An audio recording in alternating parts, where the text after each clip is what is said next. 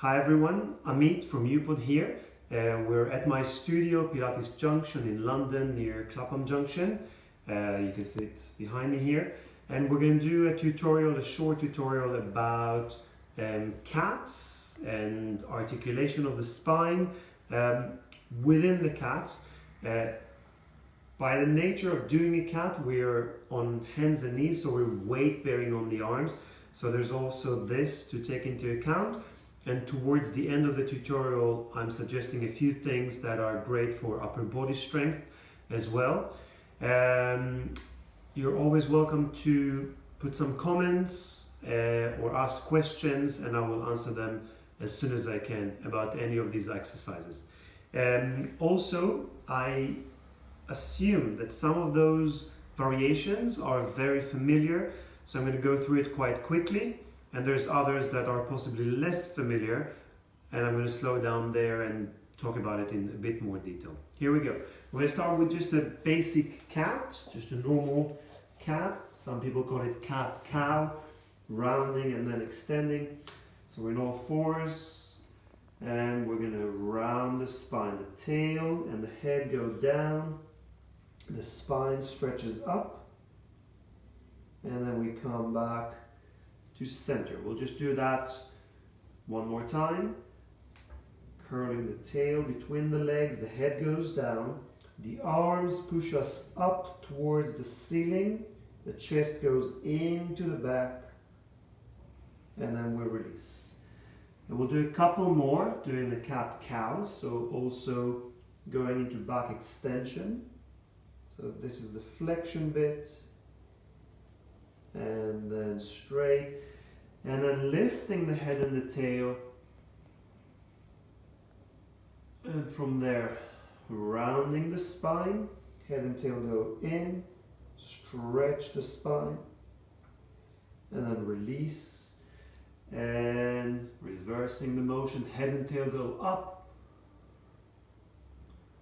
and back to center. The next I think is quite familiar, so also I'm going to not spend too much time there. That's when we articulate from bottom to top and from top to bottom. So I'll do my best to demonstrate this. We go tail first, lower back, mid back, and then the head. And we release in the same way, tail, lower back, mid back, head. And again, tail goes down, lower back, mid back, then head, and release in the same way.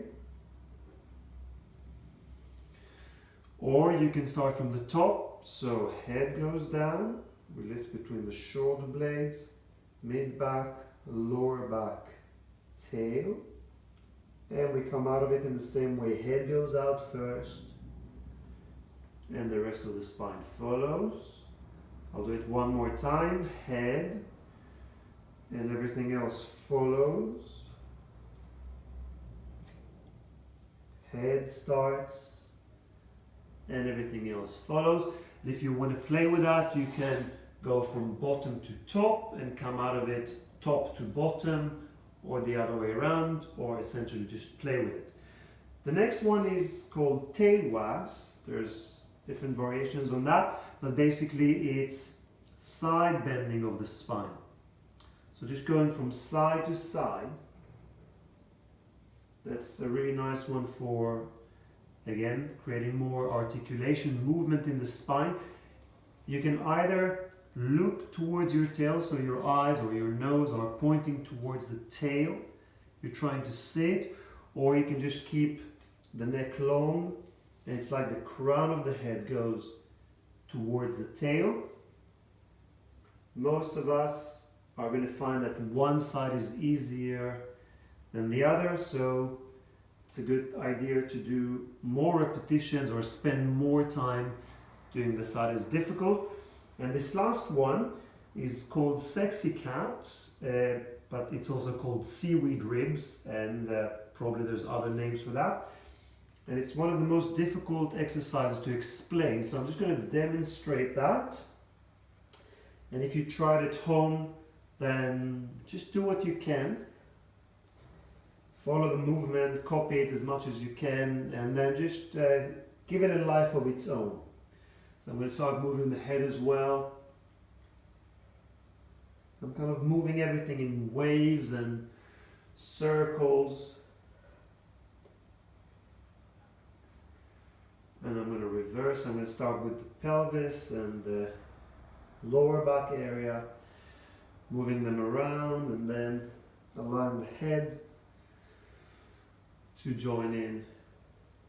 And I'm sure that whatever you do, it's going to feel nice. So don't worry too much about what it looks like or exactly what you're doing, but just let it move around in big circles and let your whole body participate in that. Okay, it's a good moment to shake the arms a little bit. And now we're going to do Blossom's Cat. Blossom's Cat is from the Cathy Grant repertoire. And Blossom, Liliane Crawford, is still well alive and kicking. So she's the authority on that. But I'm going to share it with you because I love this variation. We're going to lean back a little bit. So watch how I move the pelvis kind of halfway back towards the feet, and I'm going to reach my hands further forward. So it's a different placement. Now I'm going to do a cat, and I'm going to do my best to stay round for as long as I can. But if you watch the screen, you're going to see that the more I come forward, the more I open at the front of the hips. And then the stomach pulls in and up and pulls me from here right back to where I started. So I do my best to stay round. The tail and the head curl in, and I shift the weight further and further forward. I stay as round as I can between the shoulder blades. I'm pushing myself away from the ground, and I bring the hips as far forward as I can. And then the navel lifts me back up. I'll do it one more time. So I come forward, the tail and the head curl in as much as I can. The shoulders pull back. I push away from the ground with the arms, so I'm lifted and round between shoulder blades. And I press the front of the hips forward as much as I can. And then I sit back and stretch. Take a moment to stretch there. Again, shake the arms. And next we're going to do a couple of variations that move from flexion to extension of the spine, but also engage the upper body more, the strength of the arms. So the first one looks like this. We're back in a normal cat position, hands under shoulders, knees under hips. We're going to round the spine and sit back. You can sit back all the way. And then lead forward from your breastbone. So it's as if someone's pulling your breastbone forward. The arms are still straight. And you come forward, leading with the breastbone. Round your back as you sit backwards. And then the breastbone looks forward, the head looks forward, and you pull yourself forward. One more time. Round back. Sit back as far as you feel good. And then breastbone comes forward to lead you forward. The next variation looks exactly the same when you start, but coming forward, you're going to open the elbows wide, and I call it the cat that licks the floor. Don't really lick the floor, but that's the image. We go forward as if to lick the floor, and then we push up. So we end up in the same position as the other variation. Round back, going all the way back, or as far as it feels good. And then it's like you're licking the floor. Again, the breastbone comes forward, and then you end up pushing yourself up. So it's a great one for people who want to practice push-ups or towards push-ups, working towards push-ups. Coming forward and pushing up. Okay, we're going to do two more things. We're going to bring the knees a little forward. We're going to flex the feet and we're going to float the cat. We call it cat with the knees off. We're floating cat. So round back and knees come up. Okay, and in this position, you want to stay as round as you can from tail to head. You want to push away from the ground as strongly as you can, lifting between the shoulder blades, and the knees are just off the ground.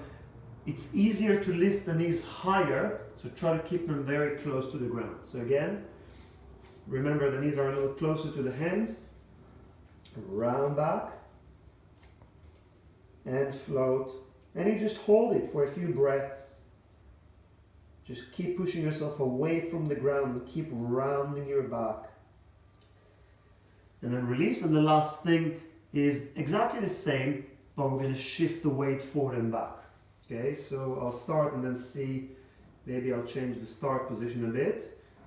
Round back, float, and then shift the weight back, and shift the weight forward. Shift the weight back, then shift the weight forward. One more.